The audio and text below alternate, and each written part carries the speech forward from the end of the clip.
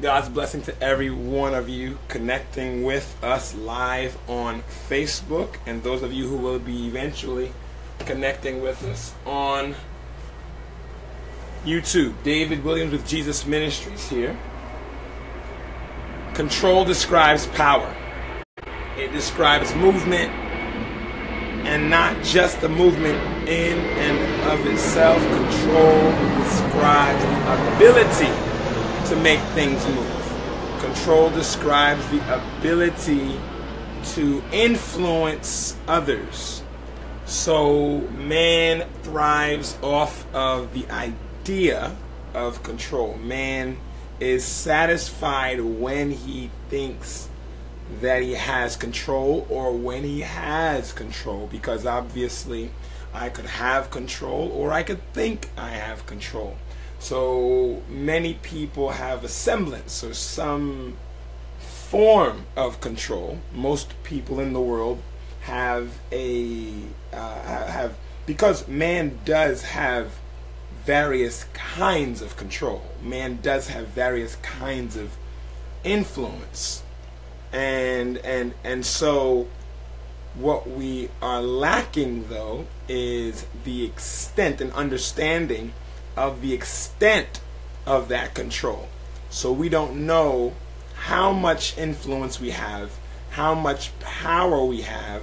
We don't know how life works to the degree that we understand how to have control, how to maintain control, how to use control, what to do with the control that we do have.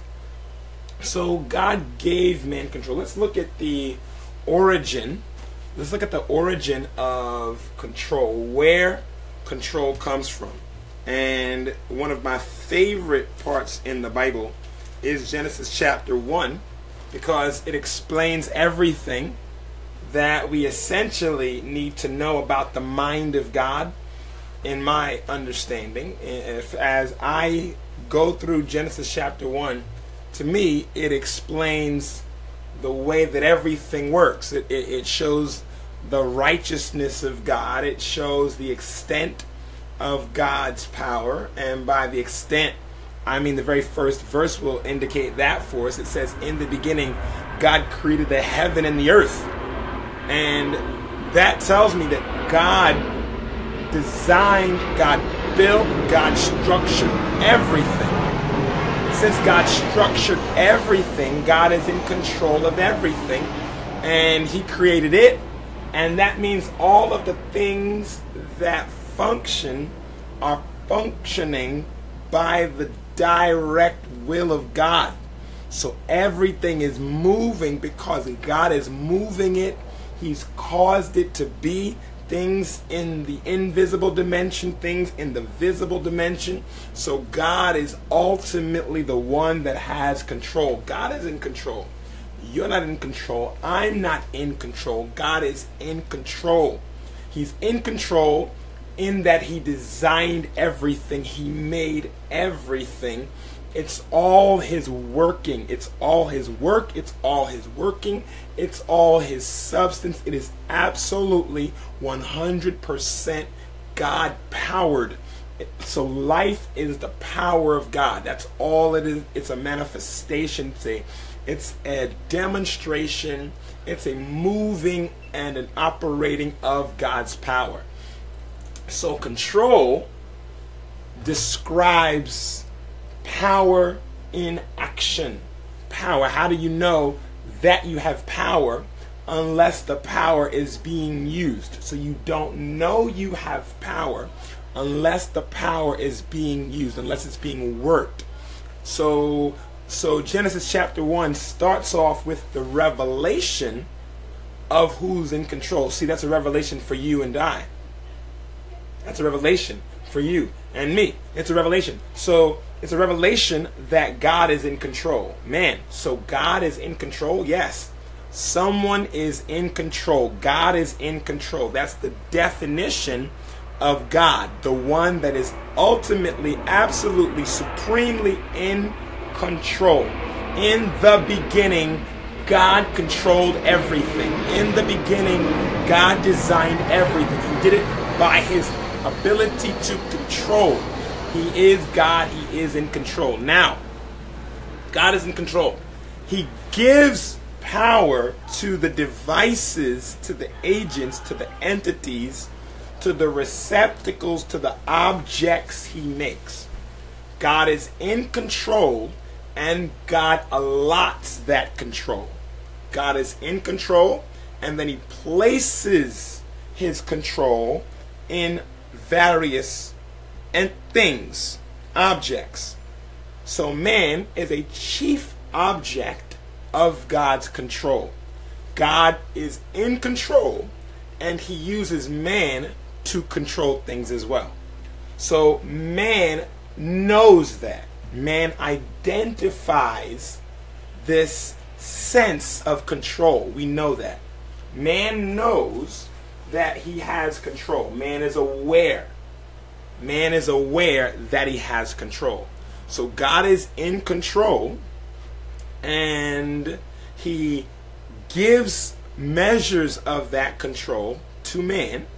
And of course, we know he gives measures of control to other forms of creation.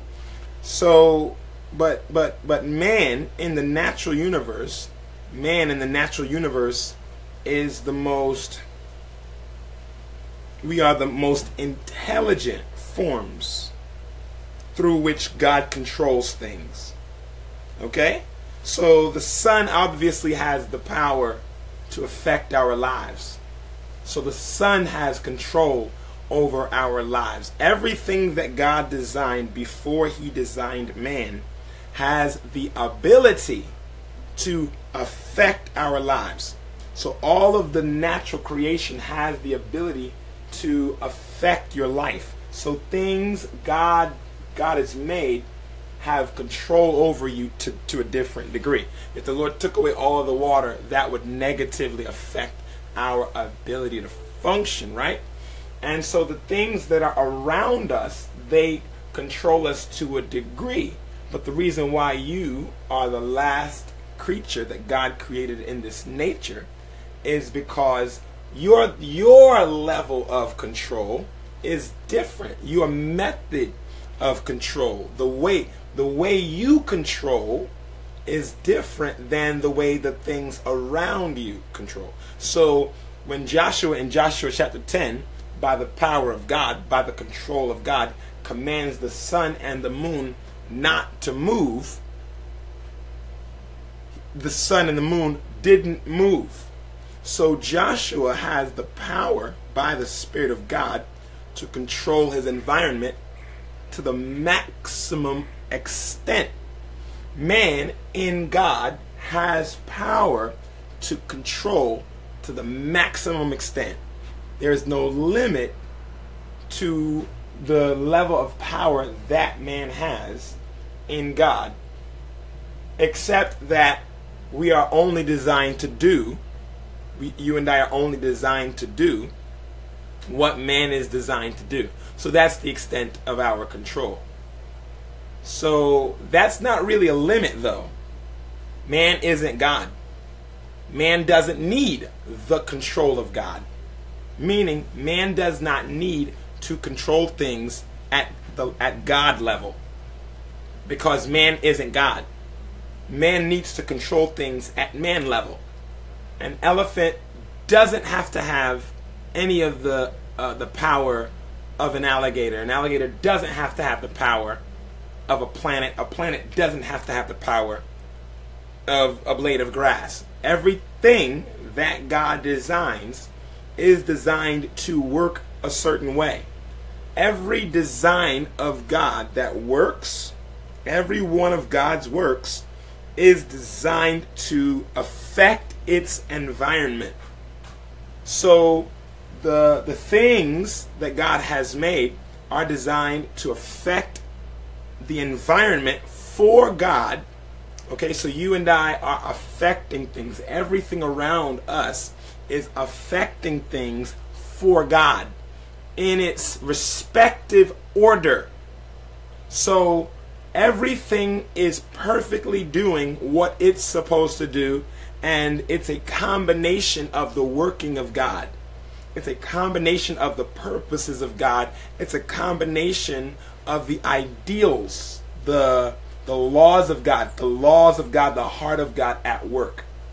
So man is designed to have a great measure of control. And actually, we can transition from the idea of control, because control without knowledge of responsibility is why sin is so rampant in our dimension. So when man fell away from God, creation became defective because of man's control over creation.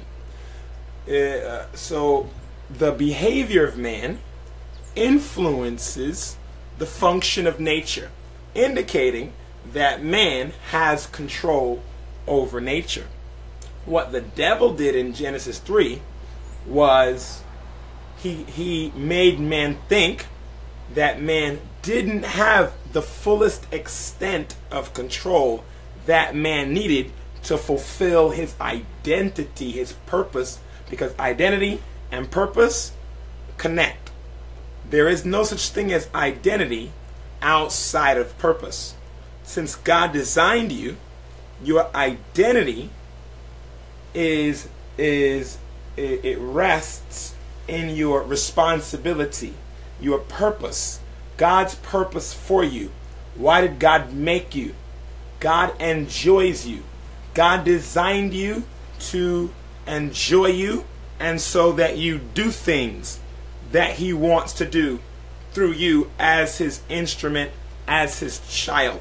So God designed you and I, God designed you and me for His purposes. He designed us for His purposes. So as we fulfill those purposes, we are exerting the control we were created to exert. Sin brought grave limitations to our ability to work on God's behalf. It limited the love of God in our lives because man does bad things. Because man does bad things, man destroys instead of maintains or builds or manages. The bad nature, the destructive nature, the evil within man, that man obeys, it works against the purposes of God for our lives. When our purposes are frustrated, or when we don't do what it is that we were created to do, our identity is marred. Our identity is also defective. We become corrupt. We become polluted. So evil prevents us from doing what we're supposed to do. Thereby, we lose control over our environment. The God-given control that we have, we don't understand. We don't understand the God-given control because we don't understand God. Sin ruins our ability to understand God. Like when the Lord determined that our disobedience was going to cost us our permanent existence in human form or in the physical form. The Lord judged, the Lord set a rule, a law, that if we sinned in a specific way, if we performed a specific act, we know what that was. Genesis chapter 3. There was a certain tree that had components to it, spiritual and natural components to it. Man was not to ingest the chemicals in this tree. At this point, it's clear that the natural world and the spiritual world were blended. They were combined. So when God takes us to heaven, there is no distinction between natural and spiritual. It's an absolute place. It's a place of absolute substance, it's a place of absolute purity. Hell, apparently, is a place of absolute substance. What you see is what you see. It's not a container. If the Lord takes you into the spirit and you see an angel, the angel isn't containing anything. If you see a demon, the demon isn't containing anything. It is what it is. In the natural, though, our dimension is low, or it's a container, and we can't rightly distinguish through the container what's powering what we see. We can't see the nature beyond this nature. And so we don't understand the God who makes things because our sight is limited. So in the Garden of Eden, before sin became a limit to man's perception, before sin ruined man's consciousness, his identity, his functionality, because sin did that, then now we find ourselves cursed, in that God said, okay, so this law was breached. Man now functions this way. Man now is a liar. Man now is a rebel. Man now does what man wants to do and is limited in his understanding of God and in his understanding of consequence. Man was not limited in his understanding of God. He understood exactly what he needed to understand in order to absolutely fulfill his purpose for function in the earth. And so in order for man to fulfill his function on the earth, he had everything he needed to fulfill his purpose. Man did. What sin did was, sin is equivalent to poverty, or it's like it equates to poverty. Poverty describes not having what you need to do what you need to do. So poverty means that there's something I'm supposed to do that I can't do because of a lack of resources. Resources give me control, or at least they enable me to have control, because I could have resources all around me, yet I could not have the ability to manage and to use the resources that I have all around me. So I've got resources, but I still have to have the ability to use the resources. So control is a principle that works on a variety of levels. I've got to have the substance, and I've got to have the wisdom and the capability to control, to utilize the substance for my benefit. All right. So sin brought spiritual death. It brought other kinds and forms of death, which essentially is separation from God. So a man is separate from God. He is separate from the designer and the plans and the understanding and the strength necessary to control at the level he absolutely needs to. So there are levels. So you and I cannot survive. We cannot function. We can't live in this world successfully unless we have access to the power necessary to work society, to work our lives, to communicate with God and with each other to the degree that we need to secure our development, to develop, to be safe, to not be a prey for the demon powers that govern, or that maraud, that rob, that environ us, that surround us, that are all throughout our dimension. They're operating in people, ruin it. So the demons are now in control to a degree that we cannot do what we're supposed to do. Evil is in control and demons are in control. And that's what sin caused. Sin broke our unity with God, our union with God, our fellowship with God, our agreement with God, our understanding of God, and our ability to do what we absolutely need to do, not just to survive, but also to prosper as sons of God, as creatures of God, as agents of the Lord, as smaller replicas of God.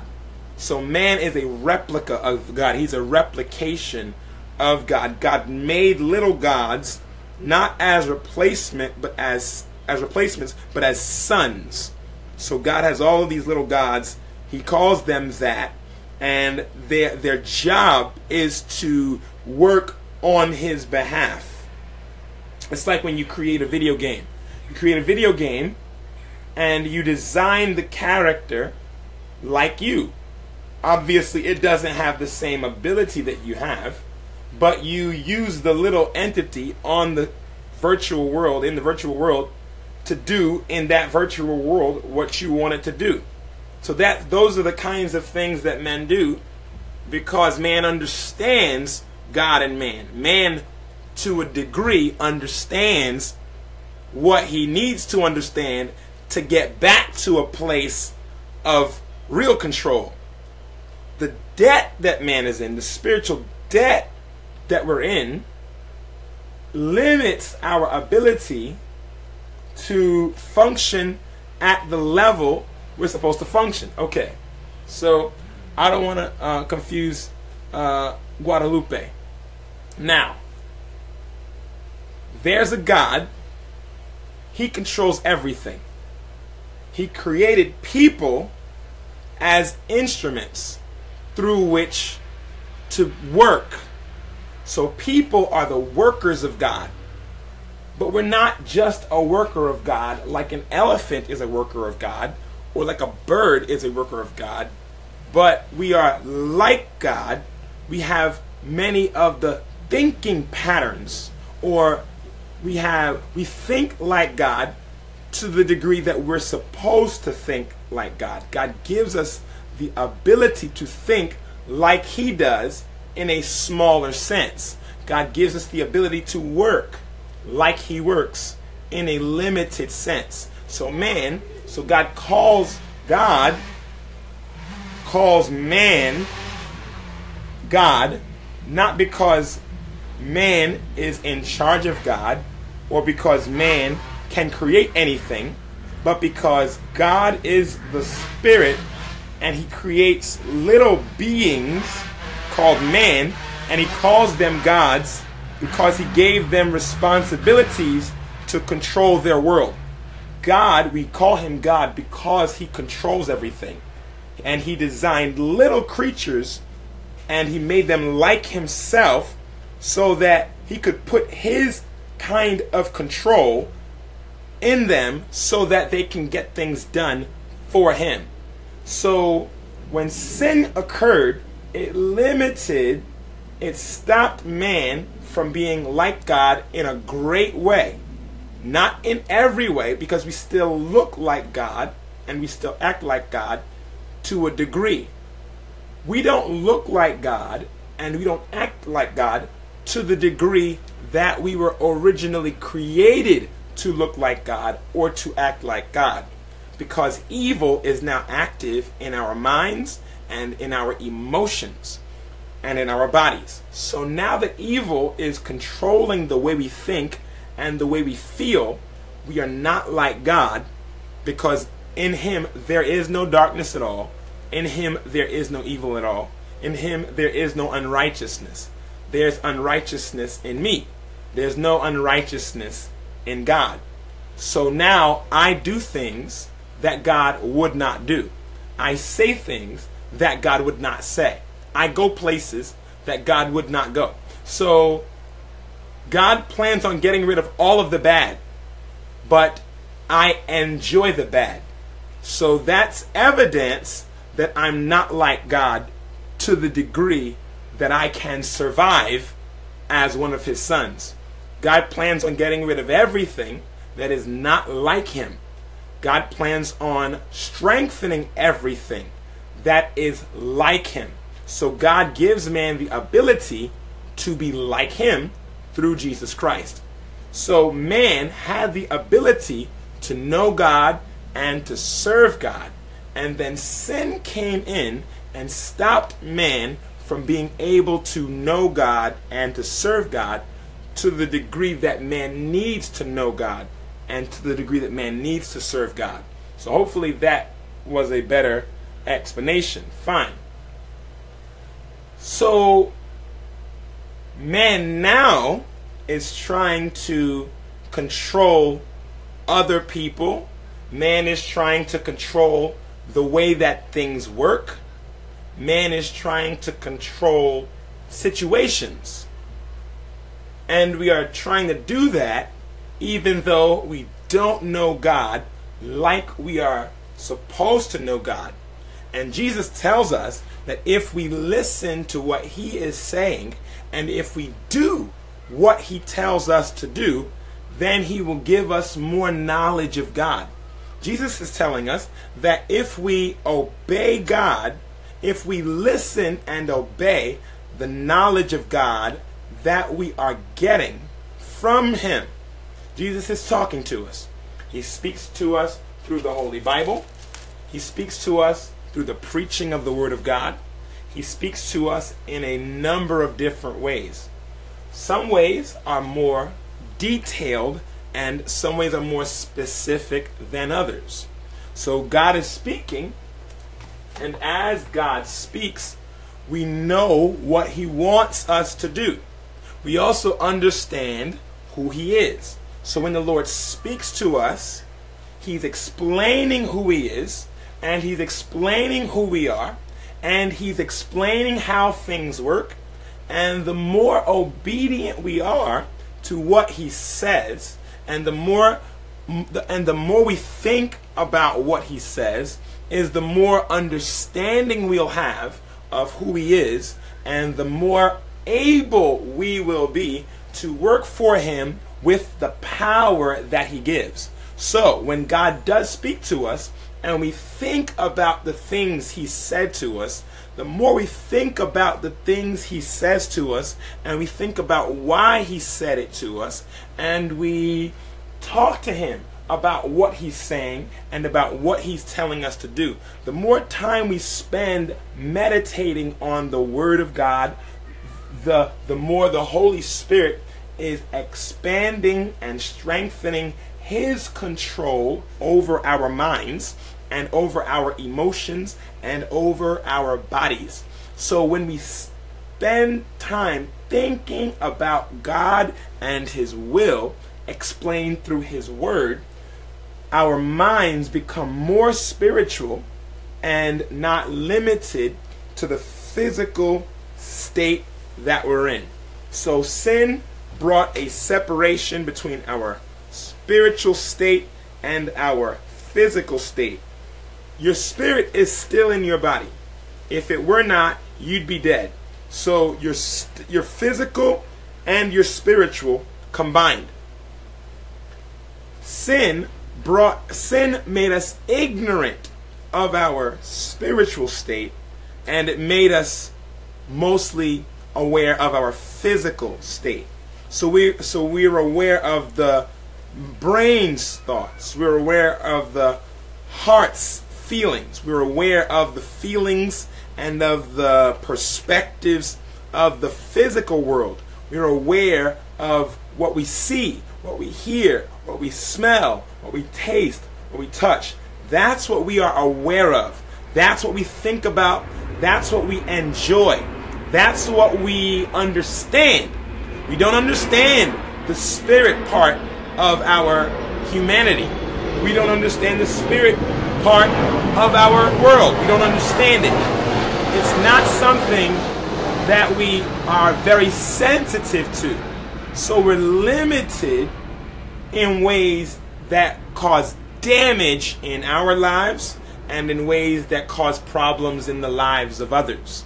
Because we understand the physical part more than we understand the spiritual part, yet the spiritual part is stronger than the physical part, yet the spiritual part has a greater ability to control the physical part. The spirit is stronger than the physical. The spirit controls the physical. Without the spiritual part, there is no physical part. The physical part will one day be made all spiritual, and there will be no separation between the physical and the spiritual part. So you are spiritual, you're spiritual and you're physical. You are mostly thinking about the physical world. What that means is you are mostly thinking about weak things, temporary things, things that don't really give you the control, or that don't show you who you are, things that don't show you who God is. And because you're mostly thinking about the physical stuff, and you're mostly valuing the physical stuff, then you're not thinking about the spiritual stuff, because you can't serve two masters. You can't spend the same amount of time thinking about the physical and the spiritual. You're going to spend more, because those are because of evil. Those are opposite kingdoms, opposite forces, opposite workings, opposite. There are laws in the physical world that make the physical world function that don't exist in the spiritual world. So the physical world works differently than the spiritual world in different ways. Because the spiritual world is better, stronger, higher than the physical world, but yet we're ignorant of the spiritual world, that means we are going to make decisions that cause us to be damaged or hurt or negatively affected by the spiritual world. Because the spiritual world controls the physical world. The physical world, doing stuff in the physical world, affects what the spiritual world does what the spiritual world does in the physical world. So God told man, this is a tree. I don't want you to eat from it. Man ate from it. At that time he became ignorant of the spiritual world.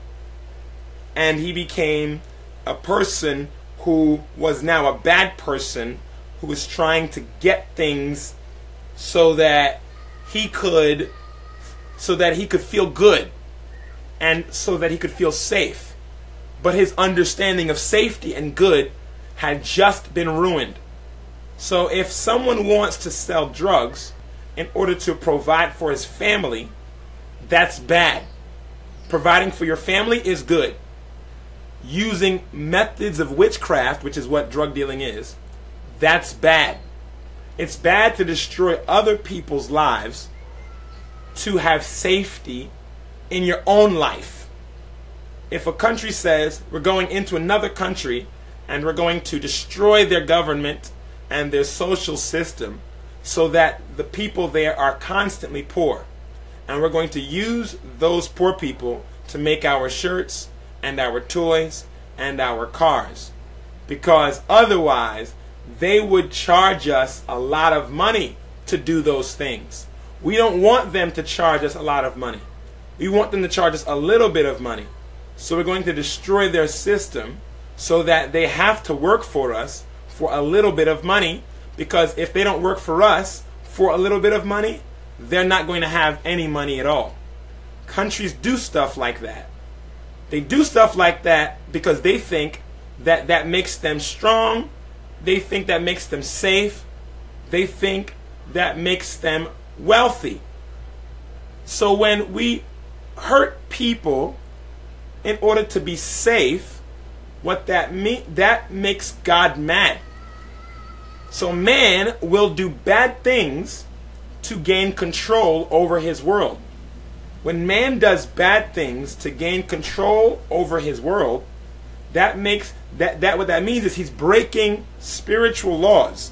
Man thinks that he's using spiritual law, like no, or using law, like no, in the natural sense, this is how things work. No, I need to do this. I need to rob that guy. I need to lie to this person. I need to do these things. Man does things that he shouldn't do in order to control people and to protect himself, or so he thinks. When man does bad things, we call it bad because the effects of his decision are pain. God, who is a spirit and who governs the physical and the spiritual dimension, he has laws. He will do things to us based on the things we do.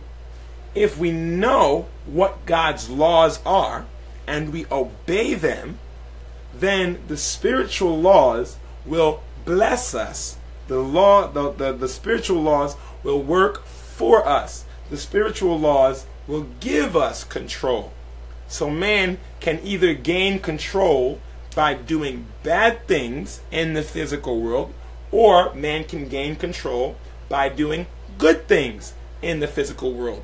But his knowledge, his understanding of the laws of creation won't be limited to the physical world. They'll be spiritual.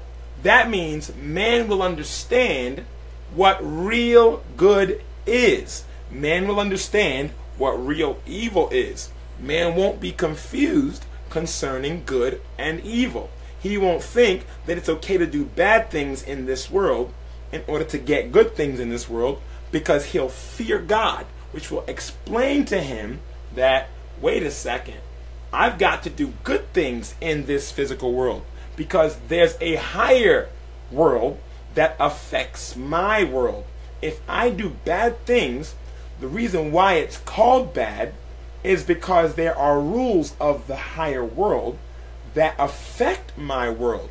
If I break those rules, if I think I'm following those rules in the physical world, but those rules are against the rules of the spiritual world, if a boss says to you, hey, if you want me to promote you at your job, you've got to come to these happy hour parties that we have after work on Fridays, because I want to know that you are a team player. I want to know that you're an okay guy. I want to know that you are willing to get with the culture of the job. And this culture is a fun, loving, happy-go-lucky, business before pleasure culture.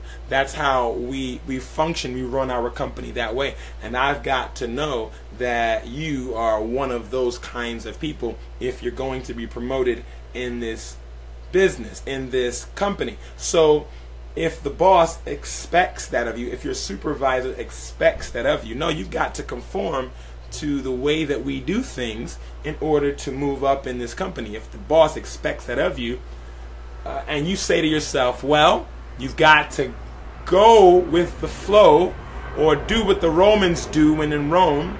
You've got to like, you know, do what they want to do to get ahead. Like, it's a dog-eat-dog world. That may be true in the physical world.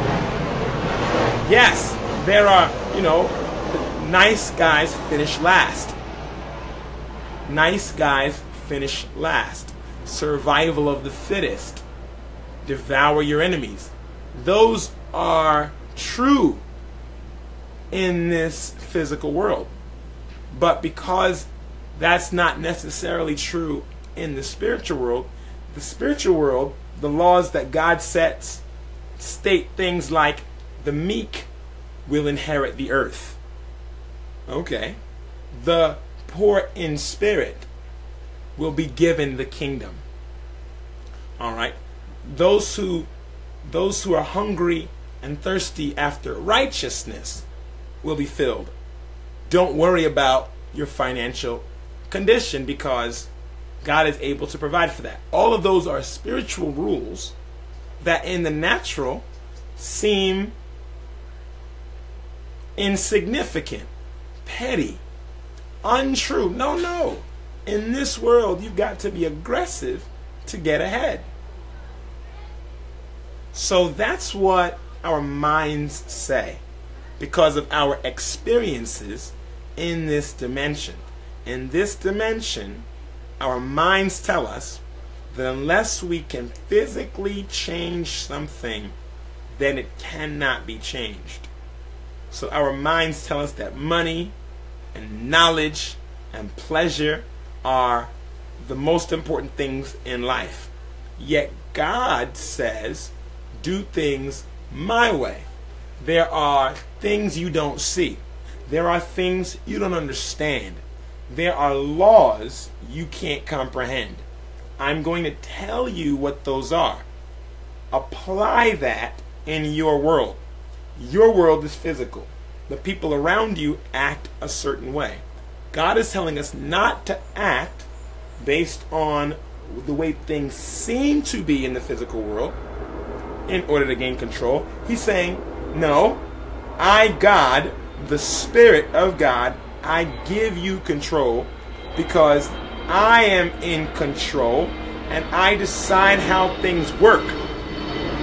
When man does anything, he's doing it to maintain control or to gain control. I'm doing it to control what I have, or I'm doing it to get more of what I want.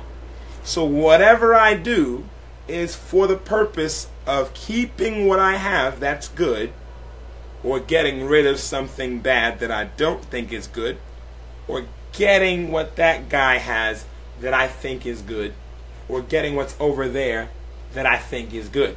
So control is about having power over my world to make sure that what I desire is what I want.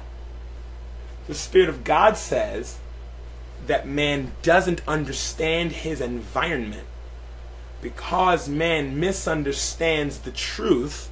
What's the truth? God exists, he's in control, and he's designed things to work a certain way. The truth is reality as it functions by the Spirit of God. So truth describes the principle. We talked about this during our last broadcast.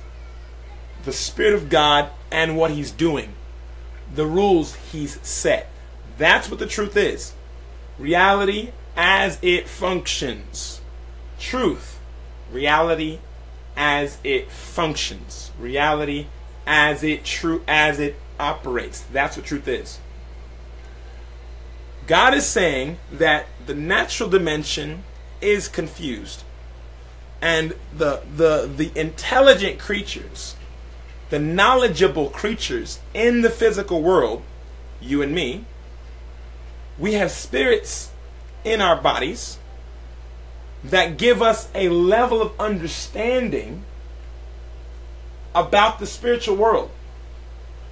You understand the spiritual world to the degree that you can regain access to the God of everything. In your natural state, you don't understand the spiritual world to the degree that you can just start making decisions, trying to protect yourself, trying to get things that you need. You don't understand. People think that God has given everybody the same level of knowledge and understanding. If your knowledge and your understanding, if your ability to control things isn't a direct result of your intentional daily obedience and submission to the Lord, to the King Jesus Christ, then you're in rebellion. You are a rebel, and you're using the power that God has given you to get to him. You're using that power to replace him and to be God in your world. Either we are trying to, because that's the power that we're all given. Every man is given the power, number one, to reach God. That's God-given power to reach him. If we don't use that power to reach him, because I could use that power to reach him, or I could use that power to replace him. So God gives me knowledge of systems and physical strength. The physical strength I'm given and the knowledge I'm given, I am supposed to use that to reconnect with God because the Spirit of God is explaining to me how I can reconnect with Him. Paul in Romans 1 tells us that God is explaining things to man, things that man needs to know in order to identify who God is and what He is. So every man knows who God is and what God is, and we all understand the extent of His power to the degree that we need to, not in order to live like sons of God. We don't all have the knowledge necessary to live like sons of God. We all have the knowledge necessary to get to God. And those who use that knowledge necessary to get to God, those who use that knowledge and that strength to get to God, they can be given that knowledge that it takes to live as sons of God. Those who do not use that knowledge to get to God, but who use that knowledge and that power to be God on their planet, those are the ones that God calls rebels. Hey, I gave you knowledge and power. What are you doing with it? Well, I'm controlling my environment. That's not what I told you to do. Well, everybody's been given this ability to control their environment, right? And so I'm going to tap into that and I'm going to use it. Wrong. The power that you were given was given to you not so that you can independently live in this world. The power that you were given was given to you so that you could reach out and connect to God, because He's not far from any of us. His presence makes us know who He is, what He's done in our environments. While it doesn't explain Him in His fullness, it explains Him to the degree that we need to understand Him. Because God is trying to get you from here to here so that you can get from here to here. Man feels that and does what he wants to do with it.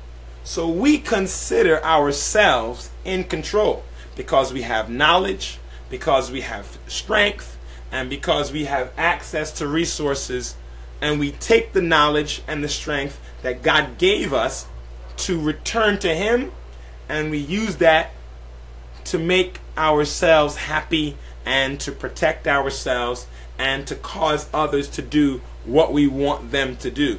And that is essentially what you and I are seeing in our world. We are seeing people who are doing whatever they think, whatever they have the power to do to control their world.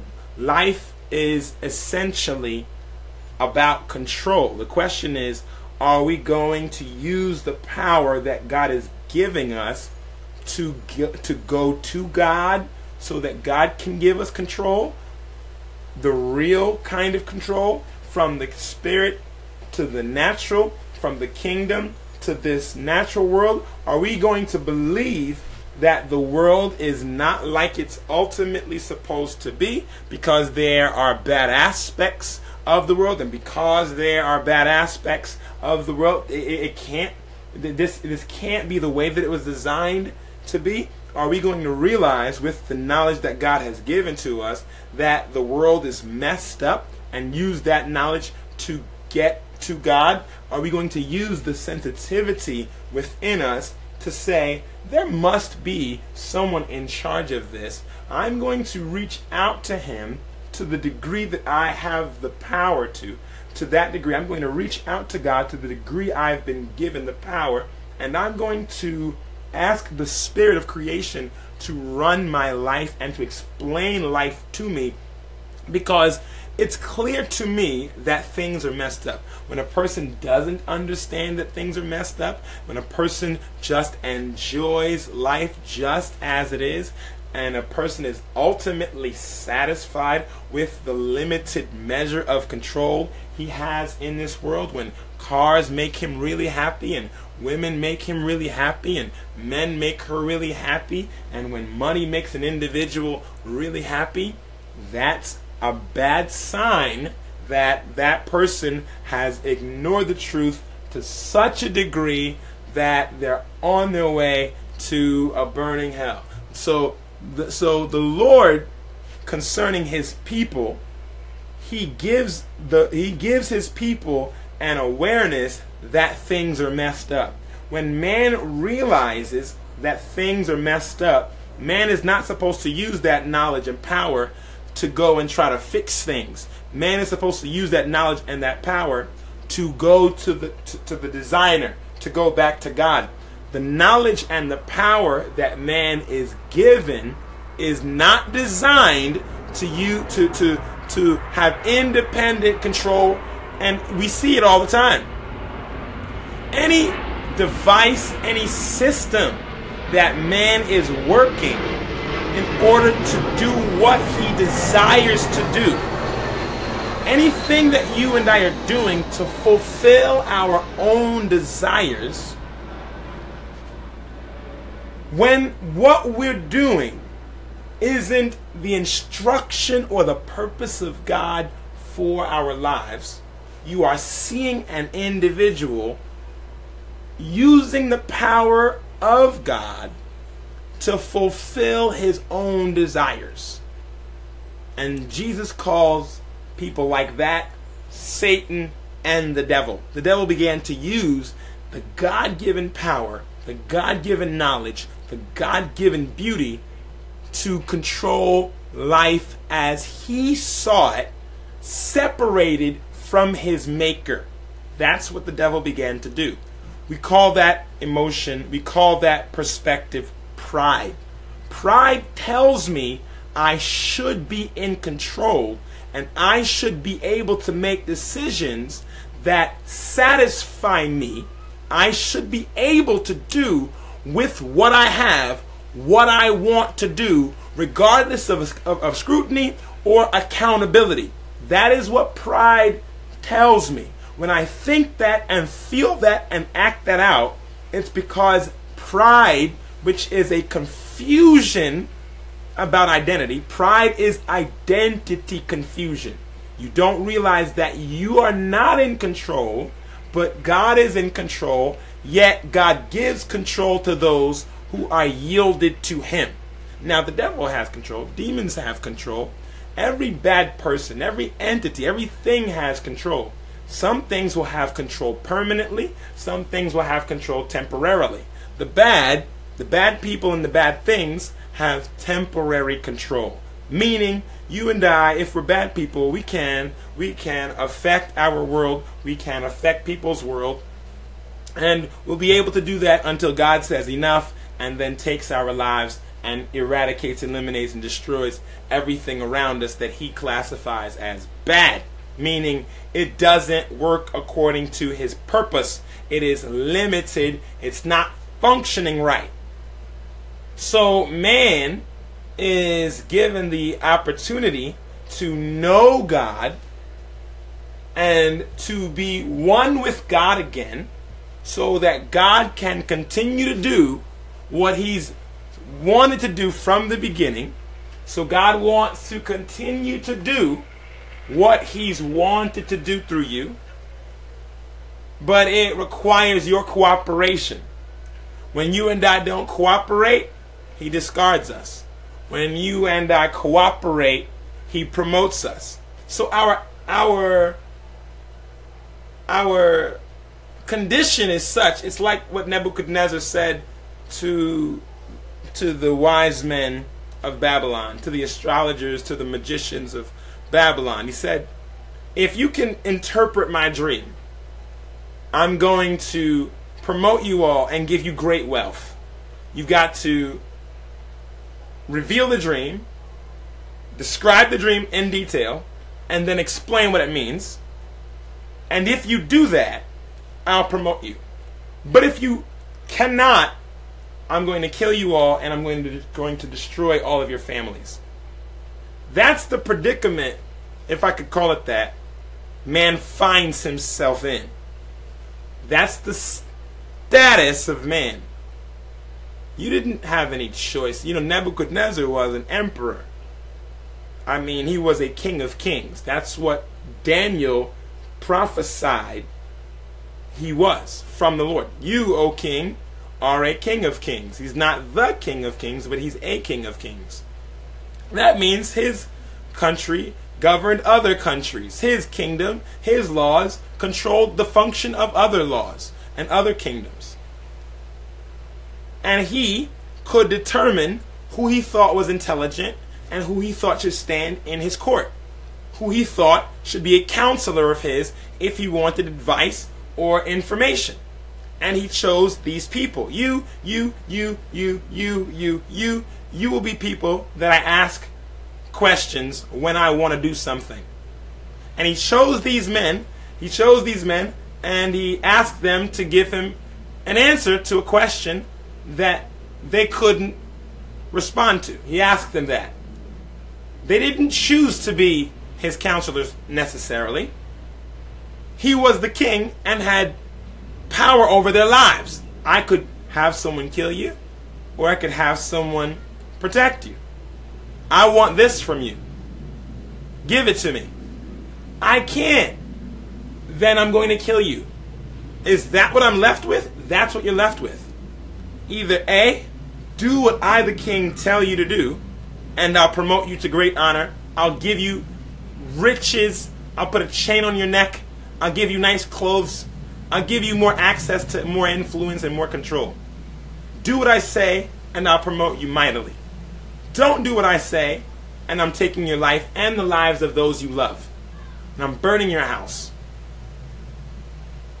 That wasn't something that was negotiable. Either do this and prosper, or ignore it and become a miserable failure. All of this was being dictated by this individual, Nebuchadnezzar. That's an example of how God operates. He determined you'd be here. We can all acknowledge that not a single one of us chose to be born. We didn't choose where we'd live. We didn't choose where we'd live. We didn't choose what our ethnicities would be, what our features are like. None of this was a choice. But you're here. God is saying to you, hey, I made you, and I made you to fulfill my purposes in my kingdom. Do this, and I'll promote you to great honor. Don't do this, and your houses will be made a dunghill, a manure pile. I'm going to kill you and everything around you. Like, wow, God, yes. So, what do you want to do? I mean, well, nobody can do what you're asking. Well, then I got to take your life, man. But that's not fair. It is fair. I made you. I made you. I made eternal life. I made the lake of fire. I made it all, man. It's absolutely fair. It's just me. In all of existence, it's just God. It's 100% fair. He says, I can do. The pottery is all mine. I can do with my tools, with my pottery, with my emotions. I can do with them what I absolutely desire to do. And who's going to hold me accountable? You're going to hold me accountable for that? You can't. You don't have anything. You don't have any bargaining power. So control, essentially, and God is good. And he expects agreement. Like, hey, do you agree I'm good? Yes. I'm on your side. Okay, well, good. Come to me, and I'll teach you how to do what's good. And I'll promote you to great honor. I'll promote you to great honor. Don't worry. You just come to me. I'll make you able to do great things. And our response better be, aye, sir. Absolutely. I'll do exactly what you expect of me. Because I want control. I want the presence of control in my life, that being God. And I want to overcome the fake control. Fake control is when you use the knowledge and the power that God has given you independently of God. You do what you want to do when you want to do it, and you're not really conscious of the effects of your decisions because you don't respect the instruction given to you by God.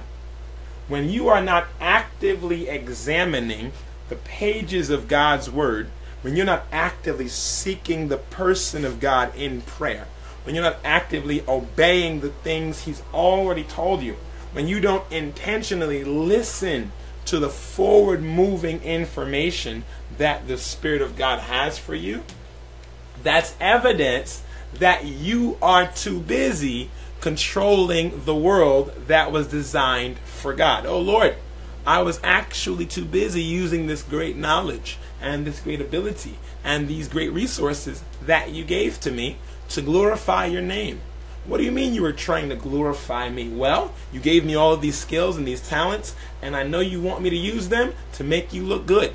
Yes, but you can't make God look good unless you are obeying God. If you and I don't obey God, then we're making him look bad, and we are confusing people's perspectives of God. So it doesn't make God happy that you go to the National Basketball Association and slam dunk on everybody and make three-pointers and cross people over and win the Grand Slam in tennis and build the best building in China. That doesn't make God happy because you do things with the knowledge and power he gave you. Well, Lord, you gave me this understanding, and I'm going to get my PhD in psychology, and I'm going to be a psychiatrist to the stars. I'm going to talk to them about how not to commit suicide. I'm going to go to the military and be a chaplain, and I'm going to tell people how to, kill people, yet still feel good about themselves. Yes, that's what I want to do. No.